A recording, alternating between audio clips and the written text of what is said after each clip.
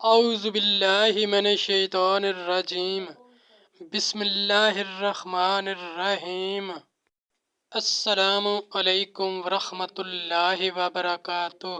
طالب علم ساتھیو، اس سے پہلے والی ویڈیو میں ہم نے سورہ بقرہ کی آیت نمبر 179 اور 180 کا ترجمہ اور تفسیر پڑھی، جس کا لنک میں نے اس ویڈیو کے ڈسکرپشن میں شیئر کر دیا ہے۔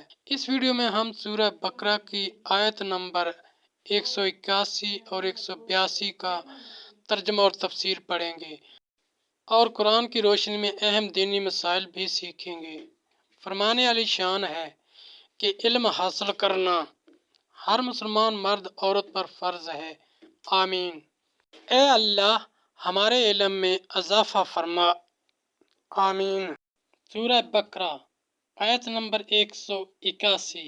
فمن بدلہ بعد ما سمعہ فإنما اسمہ علی الذین یبدلونہ ان اللہ سمیع علیم۔ ترجمہ: تو جو وصیت کو سن سنا کر بدل دے، اس کا گناہ انہی بدلنے والوں پر ہے، بے شک اللہ سنتا جانتا ہے۔ آیت نمبر 182۔ فمن خاف من موص جنافا او اثما فاصلح بینہم فلا اثم علیہ ان اللہ غفور رحیم۔ ترجمہ: پھر جسے اندیشہ ہو کہ وصیت کرنے والے نے کچھ بے انصافی یا گناہ کیا تو اس نے ان میں صلح کرا دی، اس پر کچھ گناہ نہیں، بے شک اللہ بخشنے والا مہربان ہے۔ سورہ بقرہ آیت نمبر 181 اور 182 کی تفسیر۔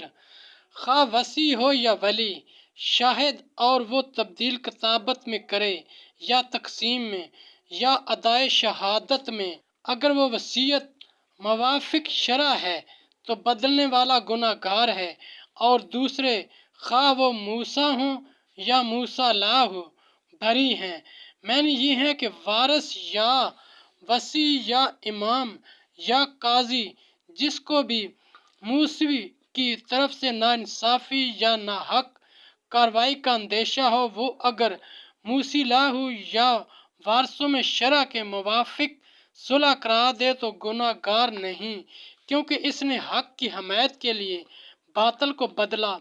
ایک قول یہ بھی ہے کہ مراد وہ شخص ہے جو وقت وصیت دیکھے کہ موصی حق سے تجاوز کرتا ہے اور خلاف شرع طریقہ اختیار کرتا ہے تو اس کو روک دے اور حق و انصاف کا حکم کرے۔ ساتھیو، ہم نے قرآنی تعلیمات کو دنیا کے کونے کونے میں پہنچانا ہے، اس لیے آپ بھی اپنے دوستوں اور اپنی فیملی کو میرا چینل قرآن ود ایڈیپیڈیا سبسکرائب کرنے کی دعوت دیجیے اور گھنٹی بجانا نہ بھولنا، تاکہ اگلی ویڈیو کا نوٹیفیکیشن آپ کو وقت پہ مل سکے۔ اللہ کریم ہم سب کی نیک اور جائز حاجات پوری فرمائے۔ آمین یا رب العالمین۔